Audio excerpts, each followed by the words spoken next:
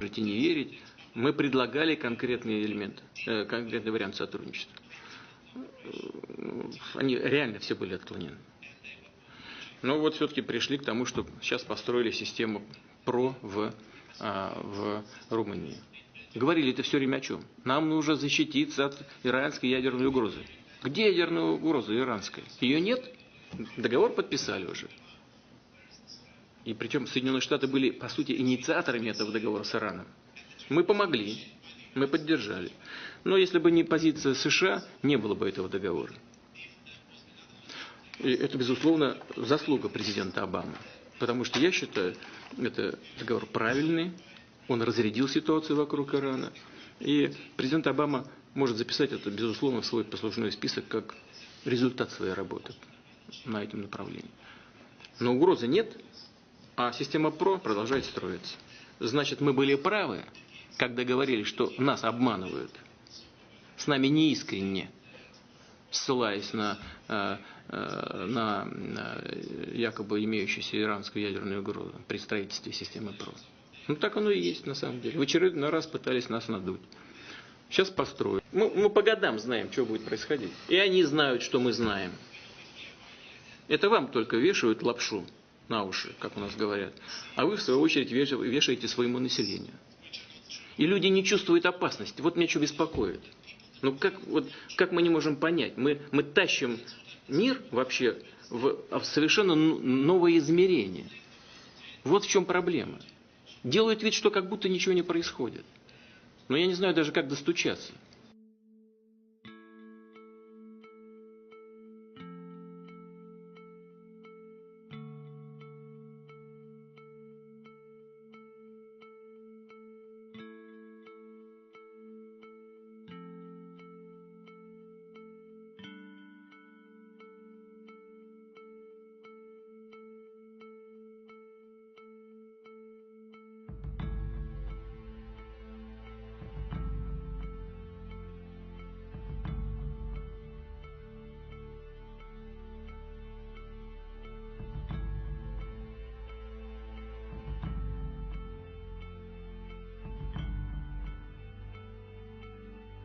What's your view of that? Okay, well, here's the truth is, Larry, when the FBI or when any other agency says the Russians did it, or the Chinese did something, or the Iranians did something, that's a fallacy. Any hacker capable of breaking into something is extraordinarily capable of hiding their tracks. If I was the Chinese and I wanted to make it look like the Russians did it, I would use Russian language within the code.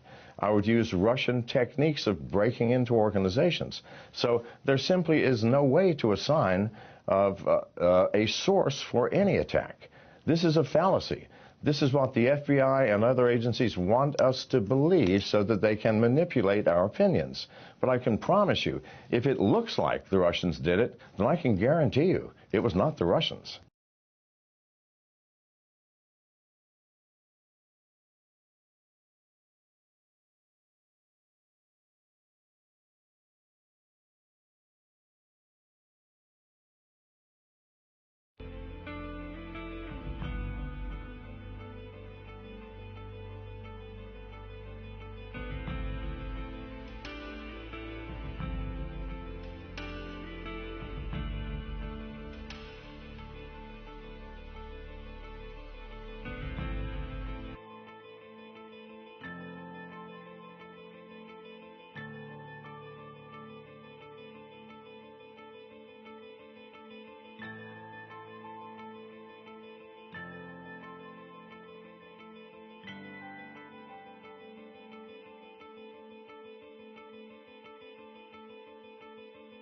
George Soros, pleasure to have you on. Same here. First on Ukraine, one of the things that many people recognized about you was that you, during the revolutions of 1989, funded a lot of dissident activity, civil society groups in Eastern Europe, in Poland, the Czech Republic. Are you doing similar things in Ukraine? Well, I set up a foundation in Ukraine before Ukraine became independent of Russia. And the foundation has been functioning ever since. And it played an important part in events now.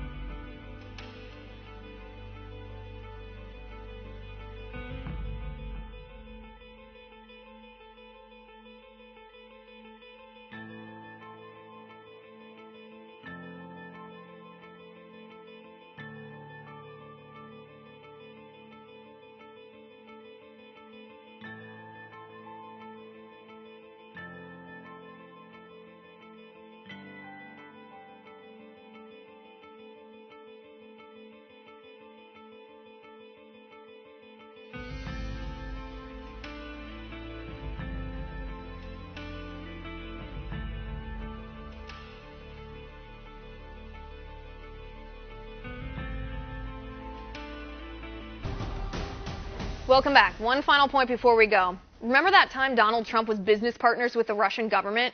When Trump's company received $35 million from Russia from a government investment fund called Rusnano that was personally started by Vladimir Putin and has been called Putin's child?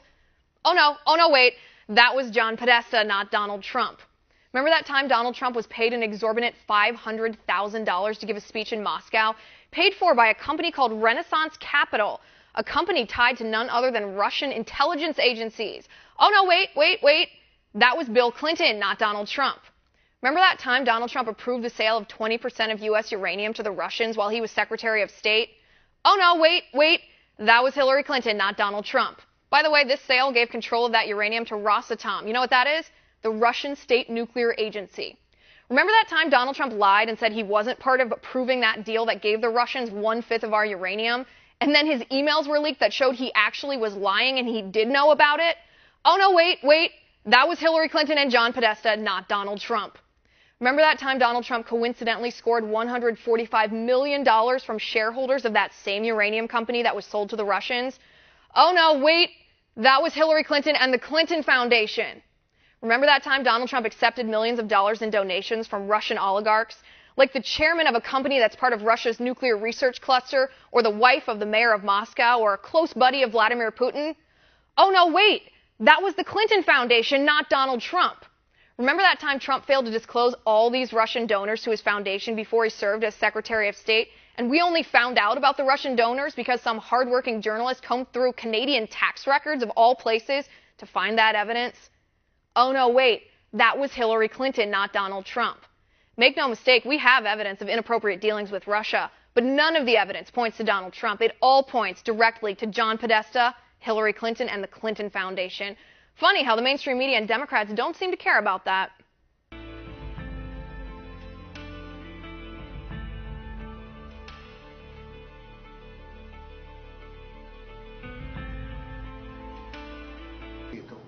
Soros makes huge bets on whole countries and economies.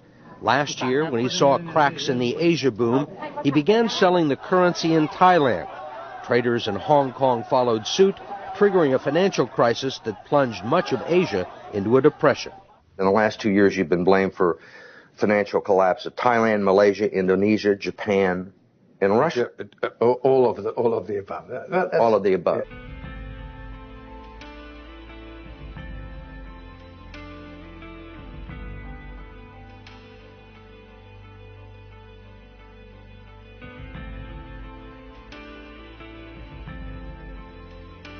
We have before us the opportunity to forge for ourselves and for future generations a new world order, a world where the rule of law, not the law of the jungle, governs the conduct of nations. When we are successful, and we will be, we have a real chance at this new world order, an order in which a credible United Nations can use its peacekeeping role to fulfill the promise and vision of the UN's founders.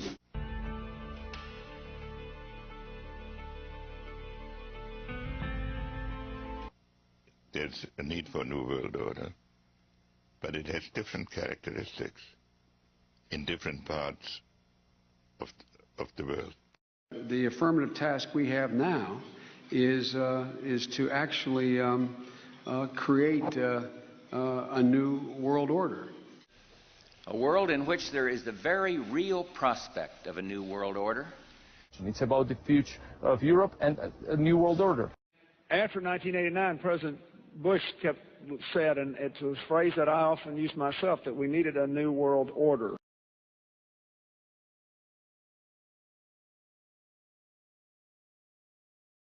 And the hope that each of us has to build a new world order.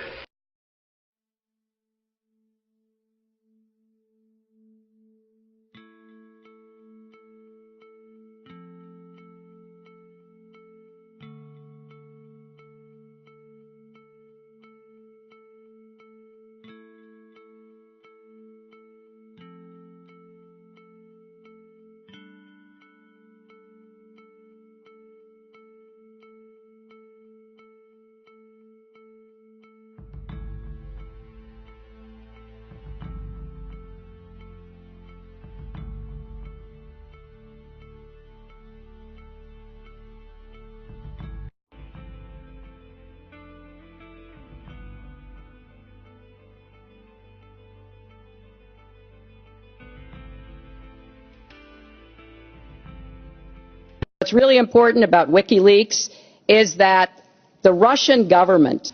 A lot to get to, and let's begin with Russia. Were hacked by Russians. Russian government hacker. It would be the work of hackers working for Russian intelligence. That the hacks were coming from Russia. With Russia. Russian treachery.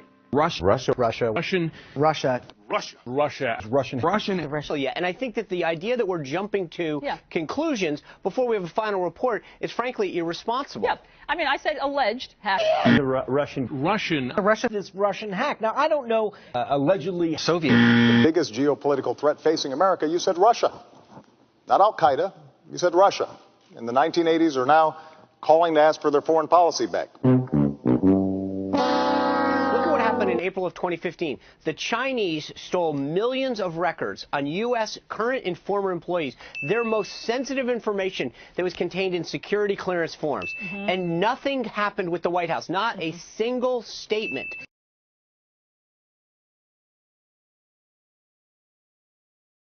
Now has weapons of mass destruction. Weapons of mass destruction. A clear threat to the United States. There's dozens of ballistic missiles. It has sponsored and sheltered terrorists. Paying suicide Chemical bombers. weapons are equally chilling. Biological weapons, including anthrax and botulism toxin. Biological and chemical agent to kill millions of people. Chemical weapons, including VX and sarin, mustard gas. To a massive and sudden horror. Massive death and destruction. Death on a massive scale.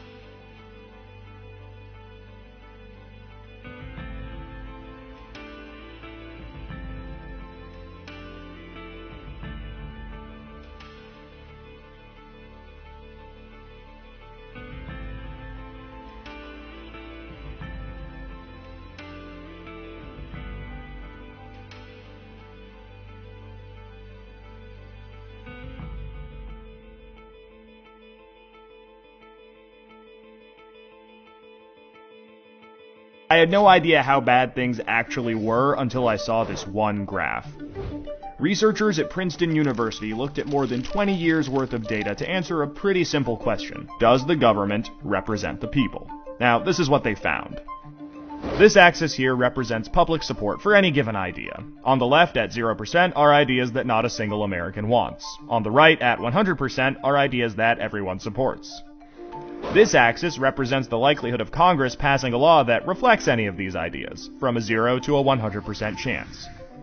On this graph, an ideal republic would look like this. If 50% of the public supports an idea, there's a 50% chance of it becoming law. If 80% of us support something, there's an 80% chance. You get the idea.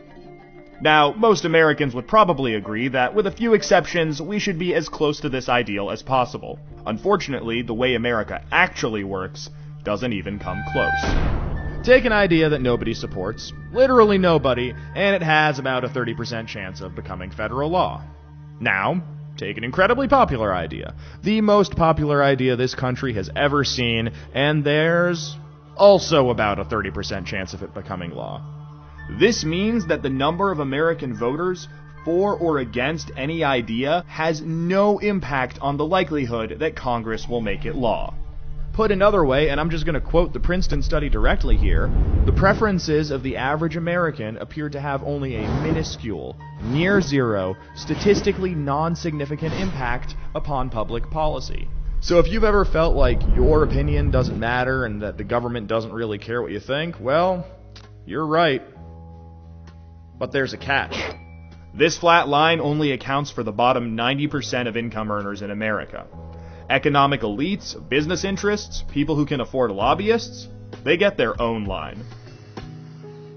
Look at how much closer their line is to the ideal. When they want something, the government is much more likely to do it. And when they don't, they have the power to completely block it from happening, no matter how much the rest of the country supports it. They get what they want, and guess who ends up paying for it? We pay for it.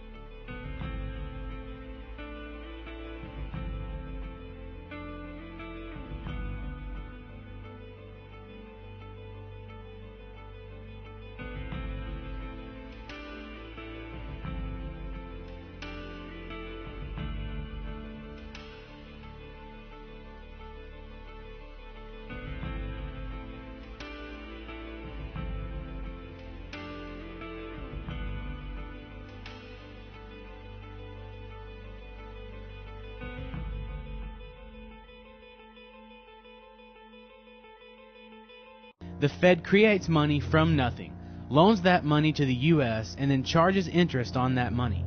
What this means is that there is never and will never be enough money in circulation or in existence to pay back that debt.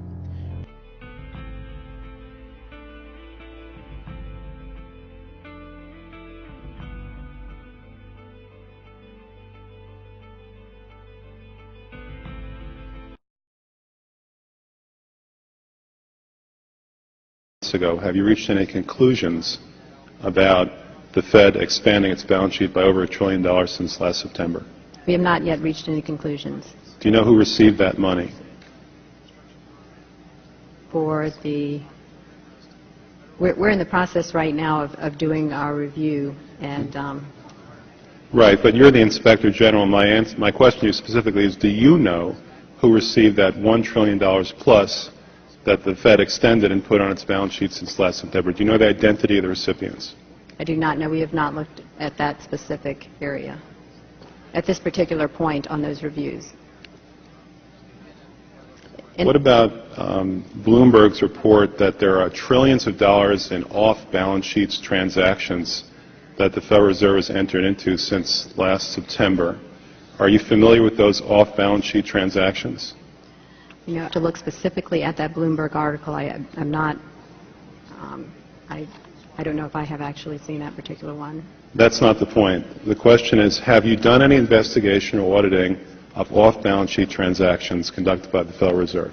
At this point, we're conducting our lending facility project at a fairly high level and have not gotten to a specific level of detail to really be in a position to respond to.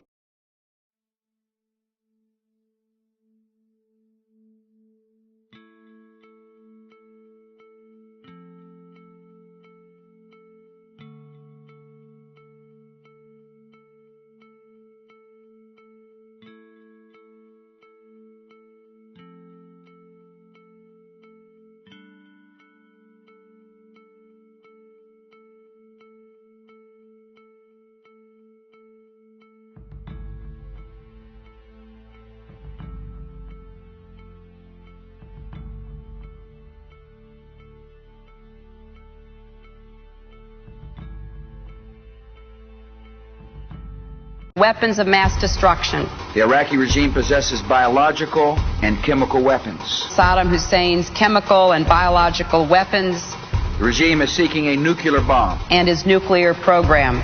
The Iraqi regime is building the facilities necessary to make more biological and chemical weapons. Saddam Hussein has worked to rebuild his chemical and biological weapons stock. And continuing ties to terrorist organizations. He has also given aid, comfort, and sanctuary to terrorists. And there are al-Qaeda terrorists inside Iraq. Including al-Qaeda members. That Saddam has resumed his efforts to acquire nuclear weapons. His missile delivery capability and his nuclear program.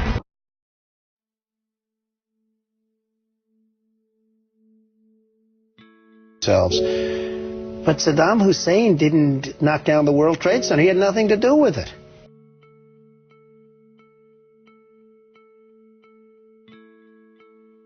And there were no weapons of mass destruction.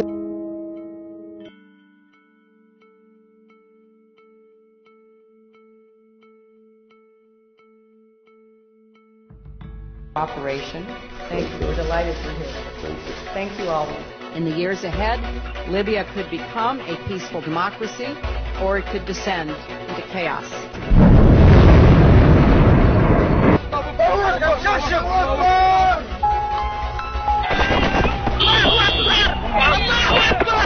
We came, we saw, we died.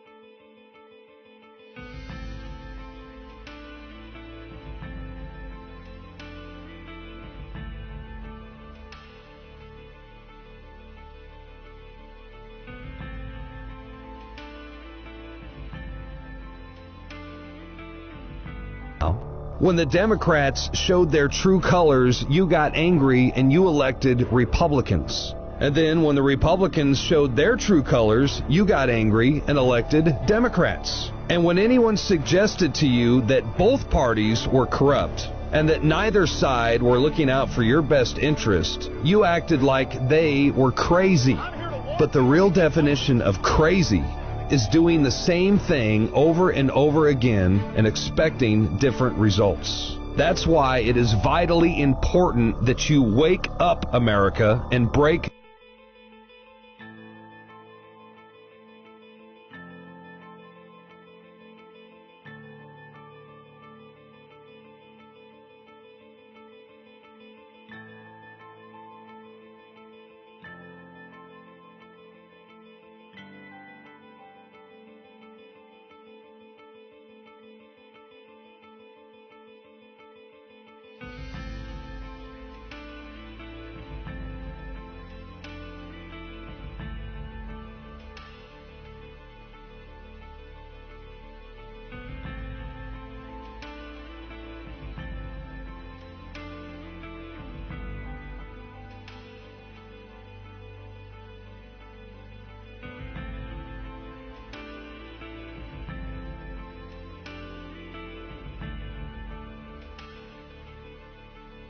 If Donald Trump threatened to go to war with a major military power, do you think the media would be interested? Yet Hillary Clinton just did precisely that, and it's barely a footnote in the mainstream press. Take a look.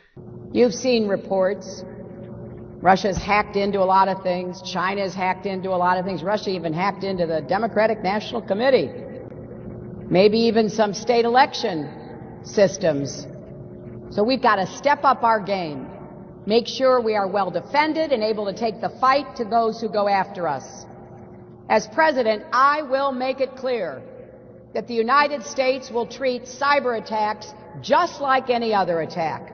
We will be ready with serious political, economic, and military responses. In case you missed that, Hillary just said that the next time Russia is blamed for a hack, because there's no evidence whatsoever that they were behind the DNC hack, Hillary will fight them with a military response. Fighting with a military response. That sounds a heck of a lot like a threat of war to me. Threatening to declare war on Russia. You'd think that would be a big story, right? Yet virtually no big media outlet even highlighted it. Donald Trump has been savaged for being reckless with his words. Yet here we have Hillary openly invoking military conflict with a global superpower, and the media gives her a free pass. We've had a year of hysteria over Trump starting World War III and having control over the nuclear codes. But it's not Trump who's brazenly threatening another nuclear-armed country with war. It's Hillary Clinton. Clinton is crazy. She thinks Vladimir Putin is behind literally everything, from WikiLeaks email hacks to Trump to the rise of the alt-right, with zero evidence. But the media parrots it like it's gospel. She's also perfectly prepared to launch into wars that have disastrous consequences. We came, we saw, he died. And I want the Iranians to know that if I'm the president, we will attack Iran. We would be able to totally obliterate them. Hillary Clinton openly threatening war with Russia, and the media doesn't even report on it. But they'll continue to lecture us about how it's Trump who's being irresponsible with his rhetoric. Give me a break.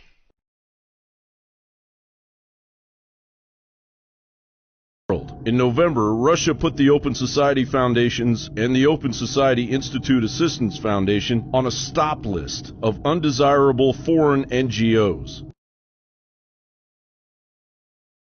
In May 2014, Soros told CNN's Fareed Zakaria he is responsible for establishing a foundation in Ukraine that ultimately contributed to the overthrow of the country's elected leader and the installation of a junta handpicked by the State Department. William F. Jasper of the New American writes, the IRF, founded and funded by Soros, boasts that it has given more than any other donor organization to democratic transformation of Ukraine. Vladimir Putin said in a speech before a meeting of the Russian Security Council in November, we see the tragic consequences of the so-called color revolutions and ordeals survived by the peoples of the states that faced these irresponsible experiments of covert and sometimes even overt interferences into their lives.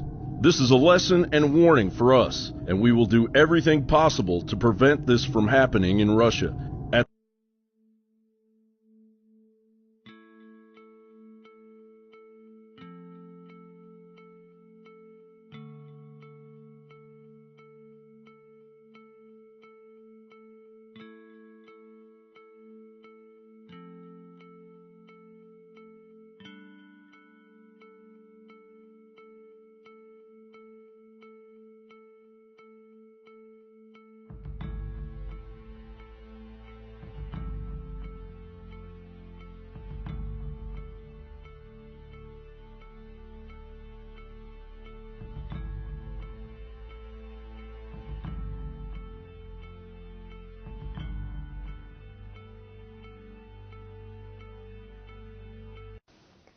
I agree with you completely. The last U.S. South Korea drill was called decapitation. Wow. So I wonder if you're North Korean, if you would worry about that. And, you know, it's just nonsense what the press is reporting. To prepare for this, I did something I don't like to do. I bought the New York Times. And the headline here is, after North Korean artillery drills, defense system takes shape in South. In other words, after the madman did something, the U.S. came in to defend South Korea with the THAAD missile system. Right. This is ridiculous. We've been planning this for years. And then paragraph, you know, the mad Korean dictator. And then, oh my God, you almost get to the end of the article and you read that thousands of South Koreans are out in the streets protesting. What are they protesting? They're not protesting the madman in North Korea. They're protesting the madmen in America who are installing a missile system that is roiling the waters. This is where the article should start. So, the American public doesn't see that we're throwing rocks, breaking the windows, and we only put the camera up when the old man comes out and shakes his fist, at the front door. But the Americans don't see these exercises, the decapitation, the simulation of bombing of North Korea. I would hold on to my nukes and be afraid of the United States if I was a North Korean. Can address that, and that's the logic here. The more you threaten this country, the more it is going to be defensive. I mean, that's human nature. That's on a human-to-human level, but not just country to country on a global stage. I mean, if I were South Korea, I would make sure I would have as many defensive capabilities as I could to deter aggression. Go ahead. Well, if Iraq taught the world anything, it is, and Libya for that matter, giving up its nuclear program, the world has been taught, if you want to avoid the empire's wrath, make sure you arm yourself to the teeth, because disarming yourself is not going to serve any protection at all. Let's also get in, here's where North Korea and Syria and the Middle East, all of it ties in. There is a very big misunderstanding amongst the people of the world who don't have psychopathic, sociopathic qualities. See, for those of us who have any level of humanity, we don't want war. But there's a big problem. Those who are in charge actually have a major incentive to have war. Now, the bankers who run the world, literally by having an infinite supply of money, while us dupes allow ourselves to pay interest, interest when we could print that money ourselves. You know, what I'm going to say now, I want to make clear, is motivated by a deep love of this beautiful planet and all humanity. And while many of my brothers and sisters in the human family are acting in a completely unacceptable way, what I'm saying is based on love. There is no grudge. I simply want what's best so that we can hand this world over in a better state than we have it now. We are continuing to flirt with a third world war. It seemed that people in World War II realized, especially with Hiroshima and Nagasaki, that we could not do this a third time. But apparently we've been cast under another spell and seem to forget that we do have the capacity to destroy this planet. Now, those of us who have any kind of sanity and humanity realize the dangers of this, but those who are running the world through the control of finance have a major incentive to incite war, because more important than the money that they control is the most important parameter of a tyrannical system, a tiny minority ruling over the masses. And that principle is you will never be able to rule people if you cannot divide them. So you must divide them. What divides people more than anything else? War, mass murder, horrendous crimes, torture, things like that are good in the view of a banker. So the bankers have a major incentive just as a carte blanche reality of where they are. But right now they have an extra added incentive, and that incentive is that the consciousness of humanity is rising. And many of the key principles of the tyrannical system we're dealing with are being exposed. And there's an elephant in the room that I'm going to get into after the other guests talk, because it's... in my opinion, this whole North Korea issue is and THAAD is more linked to China than it is to North Korea. No, I think this would be the time, because you really need to bring China into the creation of a new world order. And the United States is basically trying to contain China through this excuse.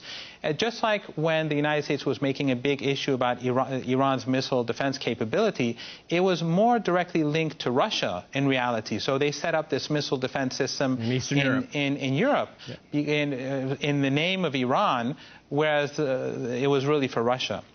James, Mohammed brings up a really good point here, because this THAAD missile system, it's not, you read the fake news mainstream media, it's to protect the people of South Korea, but no, it's directed to China. I mean, the Chinese are the ones who are saying, why are you putting this on our border here? Okay, they're not acting in a hostile way whatsoever. And again, because of this whole perception in Western media and the exceptionalism in the American political elite, nobody has the right to defend themselves. Nobody, okay? And if you try to defend yourself, you're aggressive.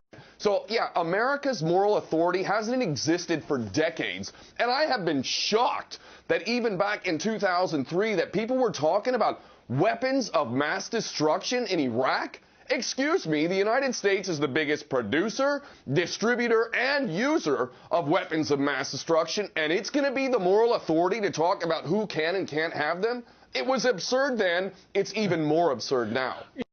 But I think the real problem that exists today is how the United States justifies what it does, and how the mainstream media and think tanks justify it. And that is this binary of good versus evil. In North Korea, they present it as an erratic, dangerous regime, and so international law becomes meaningless. They can do whatever they like. In reality, though, and I know many people would not like this when I say it, but in reality, Obama is more evil than the Korean regime, because he's killed many more people through drone strikes, through supporting Saudi Arabia, through destroying Syria, Libya, creating mass starvation in Yemen, one of the unique crimes of contemporary history. And we have silence in the mainstream media. We have silence in think tanks. Go ahead, Ken, jump in. $60 billion weapons to Saudi Arabia, the most grotesque nation on the planet. Women have zero rights. Again, I say, how is it possible that the United States can talk about its concern for women and selling $60 billion worth of weapons to Saudi Arabia, in which women aren't even considered humans, quite frankly? They're not allowed to go out alone. They can't drive. They don't vote. The Saudis have been elected to the UN Commission for Women's Rights. Just like they were elected early on. That's probably the most Orwellian ending of crosstalk of all time. We've run out of time, gentlemen. Many thanks so much.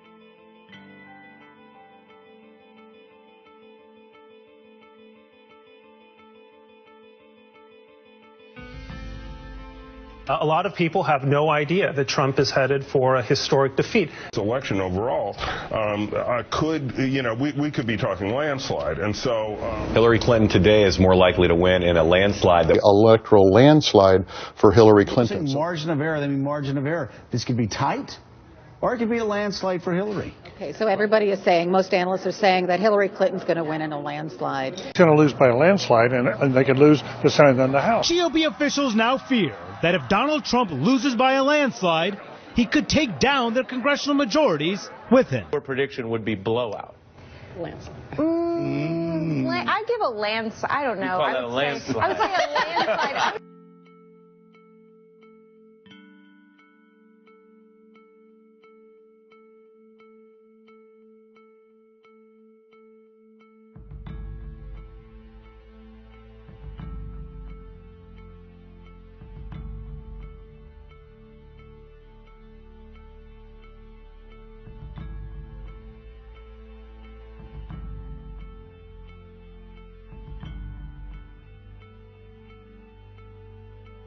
Okay, Rachel, does it matter who helped fund them? Of course. And this march was not really about women's rights or equality for women, because if it was, I think we would have seen the march move to the front of the Saudi Arabian embassy.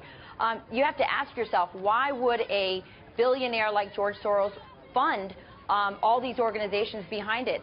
The reason is he's had a lifelong dream of one world government, of elites, redistributing wealth and setting up rules for the rest of us.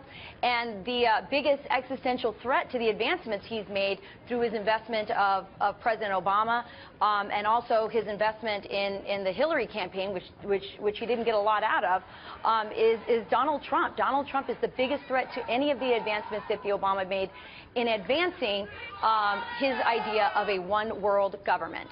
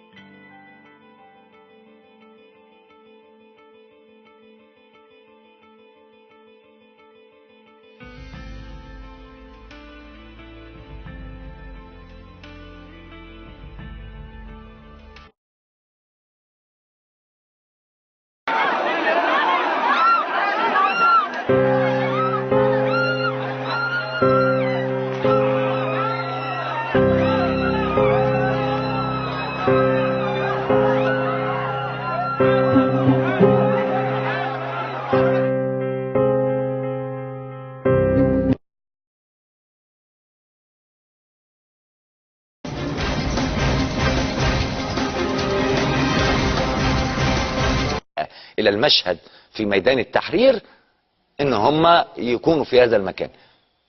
هذه آنسة وبيتم دفعها بعنف وبتقع، بيخرجوها بره.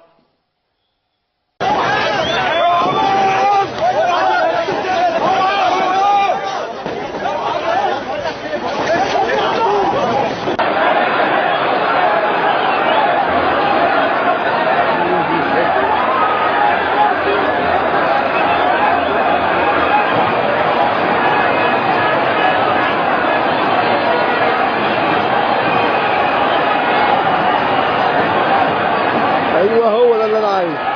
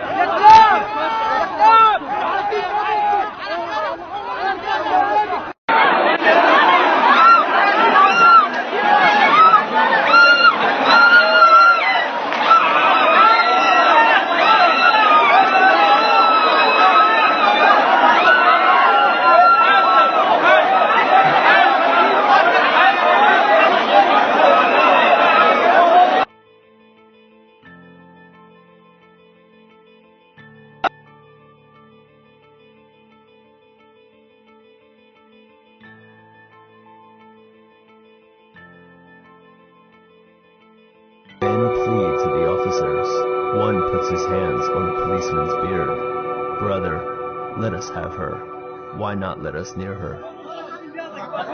A few feet away, a female police officer in plain clothes and her male colleague stand guard. It's afternoon rush hour. Prayer time. The crowd grows. Rumors swirl. A woman burned the Koran. An American sympathizer. Perhaps a French embassy worker. The mob storms the shrine.